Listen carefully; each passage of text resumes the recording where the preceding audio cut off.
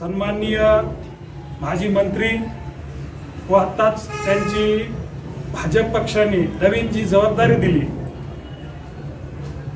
भाजप महाराष्ट्र राज्य सचिव, तदनंतर आपले ऊर्जा मंत्री म्हणूनही ते आपल्या सगळ्यांना त्यांचं दणकेबाज कामाचं तुम्हाला माहीतच आहे, त्याच्यावर वनमंत्री, असे अनेक डिपार्टमेंट ज्यांनी आपल्या कार्यकाळामध्ये हे गेले, असे आमचे सन्माननीय चंद्रशेखरजी बावनकुळे साहेब आज वेळात वेळ काढून खूप बिझी शेड्यूल असून सुद्धा ते आमच्या वेळंजकर आणि मिटकर आणि आमच्या तेली समाजाच्या या ठिकाणी विनंतीला मान देऊन आज त्या ठिकाणी त्यांचा अनमोल असा वेळ आम्हाला या धावत्या दौऱ्यामध्ये दिला, त्याबद्दल मी साहेबांचे मनापासून वेळंजकर मिटकर आपलं मिटकर परिवार, वेळंजकर परिवार आणि सकळ तेली समाज यांच्या वतीनं मी साहेबाला खूप खूप धन्यवाद देतो की साहेब आज त्या कार्यक्रम गणेश पवार मी तिथे येणार होतो, तो मी कार्यक्रम आयोजित केला होता, परंतु मी वाट बघत तुमची या ठिकाणी। और महाराष्ट्र सरकार ने पहले कहा कि हम तो लाइट बिल माफ करेंगे, आप ऊर्जा मंत्री रह चुके, आपको नहीं लगता सर कि इन्होंने लाइट बिल माफ करना चाहिए था 3 महीने? देखिए, महाराष्ट्र की सरकार ये बार बार जनता को झूठा आश्वासन देकर फंसा रही है। कोई भी व्यक्ति या नागरिक सरकार के पास नहीं गया था कि हमारा बिजली बिल माफ करो। महाराष्ट्र सरकार ने घोषणा की थी कि हम मध्यम वर्गीय और छोटे जो आर्थिक दुर्बल परिवारों का बिजली बिल माफ करेंगे, उनने घोषणा की थी। जब घोषणा पूरी करने का समय आया तो सरकार पलट गई। ऊर्जा मंत्री ने कहा कि हम कोरोना के संक्रमण का पूरा माफ करेंगे, बाद में कहा कि 100 यूनिट तक माफ करेंगे। 3 बार घोषणा की। उन्होंने अपनी फाइल है ये कैबिनेट में भेजी, लेकिन उस कैबिनेट के फाइल में अजीत पवार जी ने उस फाइल को नकार दिया। आर्थिक दुर्बल परिवारों को न्याय देने के बजाय राजनीति हुई और कांग्रेस ने श्रेय लेना चाहिए, क्या राष्ट्रवादी ने जाना चाहिए और क्या शिवसेना को जाना चाहिए? श्रेयवाद की लड़ाई में बिजली का बिल का जो गरीब आदमी को 100 यूनिट तक 300 यूनिट तक बिजली माफ़ी होने वाली थी वो रुक गई है। सरकार ने अभी भी जनता का अन्न नहीं देखना चाहिए और कोरोना के संक्रमण में तो जो शॉप बंद थे, जो घर बंद थे, वहाँ पे एक लाइट का 6-6 हज़ार बिल आया हुआ है। गलत रीडिंग किया गया, एवरेज रीडिंग किया गया, एवरेज बिलिंग किया गया है। तो एवरेज बिलिंग माफ़ करना चाहिए, एवरेज बिलिंग को स्क्रैप करना चाहिए और मार्च, अप्रैल, मई, जून, जुलाई ये 4 महीने का हर परिवार का 4 महीने का हर परिवार का हर महीना 300 यूनिट यानी 4 महीने का 1200 यूनिट बिजली बिल माफ़ करना चाहिए। बहुत ज़्यादा बड़ा प्रश्न नहीं है। पिछले सरकार में मैं मंत्री था, 45 लाख किसानों का 5 साल 35,000 करोड़ रुपया बकाया हुआ, लेकिन हमने कोई भी किसानों के खेत में नहीं गए, किसानों का कनेक्शन नहीं काटा।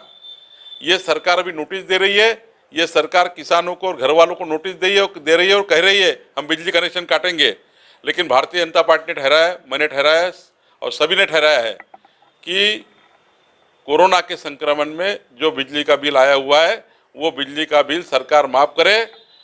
सरकार अगर माफ़ नहीं करती तो हम कोई भी घर में जो लाइनमैन जाएगा उसको आने नहीं देंगे और बिजली का कनेक्शन नहीं काटने देंगे। सर, पिछली बार सेना और बीजेपी साथ में एक साथ सरकार में थी सर, और सेना जो है तो बीजेपी की बहुत जय जयकार कर रही थी, लेकिन इस बार किसान बिल आपको पता है सर, जो पूरे किसान विरोध कर रहे, तो सेना ने भी जो है तो खुलकर सपोर्ट करना शुरू किया है और बीजेपी के खिलाफ जो है तो नारे लगा रहे, क्या करेंगे? देखिए, शिवसेना ये बार बार रंग बदल रही है।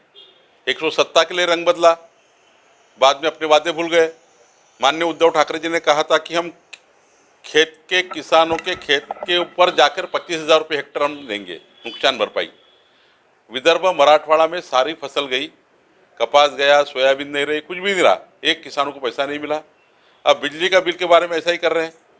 हर कोई भी किसानों की आपत्ति में, कोई भी कोरोना के संक्रमण की आपत्ति में, बिजली बिल की आपत्ति में, कोई भी काम में सरकार अपना कदम आगे नहीं लेके जा रही है और जब जनता को पैसे देने की बात आती है तो ये सरकार मुकर जाती है। ये सरकार अजीत पवार जी के कहने पे चलती है, शरद पवार जी के कहने पे चलती है और ये सरकार में इसलिए निर्णय नहीं होते कि किसको श्रेय जाएगा, इसलिए जनता की हाल हो रही है। सभी सेक्टर पे हाल खराब है। संजय गांधी के पैसे बंद है, रेशन पे अनाज नहीं मिल रहा है, बिजली का बिल माफ नहीं हो रहा है, किसानों को नुकसान भरपाई नहीं मिल रही है, जलयुक्त शिवार योजना बंद कर दी गई है, इरिगेशन के सारे प्रोजेक्ट बंद है, रोड के सारे प्रोजेक्ट बंद है। जो भी आपको रास्ते चालू दिख रहे हैं ये नितिन गडकरी साहब के और केंद्र सरकार के रास्ते के काम चालू है। बाकी महाराष्ट्र सरकार पूरी बंद पड़ी हुई है। सर बहुत जल्द औरंगाबाद में महानगर पालिका के इलेक्शन होने वाले हैं, लेकिन हर बार हम देखते हैं कि इलेक्शन जैसे करीब आता है औरंगाबाद और संभाजी नगर का मुद्दा आपके सामने आता है, लेकिन विकास की तरफ अभी तक किसी पार्टी ने ध्यान नहीं दिए। तो सर आप किस तरीके से इस बार इलेक्शन को देखते हैं? मैं आपको बहुत जवाबदारी से कहता हूँ कि औरंगाबाद संभाजी नगर को जिस प्रकार से 5 साल देवेंद्र फडणवीस जी की सरकार में मिला है, पिछले 25 साल में नहीं मिला। आप रिकॉर्ड देख लीजिए, माहिती के अधिकार में लीजिए, जितना पैसा औरंगाबाद शहर को 5 साल में आया और पिछले 25 साल का प्लस कर लीजिए, माहिती अधिकार में आपको दिखेगा 10 टाइम ज़्यादा डेवलपमेंट के फंड्स देवेंद्र फडणवीस जी की सरकार ने औरंगाबाद को दिए थे, 25 साल की सरकार ने नहीं दिए। आप पूरा माहिती अधिकार में लेकर आप बात करें तो 25 सालों से ज़्यादा विकास इस 5 सालों में हुआ है। जी एक आखिरी सवाल सर, तेली समाज को लेकर के औरंगाबाद में बहुत असमंजस कहीं पे नजर नहीं आते, पार्टी शायद नजरअंदाज कर रही तेली समाज को, क्या कहेंगे? देखिए, काम करने के बाद तेली समाज के लोग समझदार है, व्यवसायिक है, अपने व्यापारी है, छोटे छोटे मध्यम वर्गीय परिवार से जुड़े हुए हैं सब लोग, और वो समझते हैं कि माननीय प्रधानमंत्री मोदी जी के नेतृत्व में देश वर्ल्ड में आगे जा रहा है। वो देश हित में काम करने के लिए प्रधानमंत्री मोदी के नेतृत्व में भारतीय जनता पार्टी के पीछे खड़े हैं। आप सबको मालूम है कि आज प्रधानमंत्री मोदी जी ने हमारे देश को विश्व का सबसे मजबूत देश पिछले 7 सालों में किया है। हमारे देश की जो ताकत है, हमारे देश की जो ऊंची है, जो हमारे देश की ऊंचाई है, वो माननीय प्रधानमंत्री मोदी जी ने पूरे विश्व में दिखाई है। आज अमेरिका, रशिया, लंदन जैसे देश हमारे देश को सलाम करते हैं, जो कभी हमारे देश की तरफ देखते भी नहीं थे, हमारे देश के प्रधानमंत्री की तरफ भी देखते नहीं थे। आज मोदी जी ने पूरे वर्ल्ड में करिश्मा किया है और हमारे तेली समाज के लोग यहाँ खड़े हैं, समाज बंधु खड़े हैं। ये प्रधानमंत्री मोदी जी का नेतृत्व मजबूत करने के लिए और हमारे देश को 21 सदी का मजबूत देश बनाने के लिए प्रधानमंत्री मोदी जी के साथ खड़े हैं।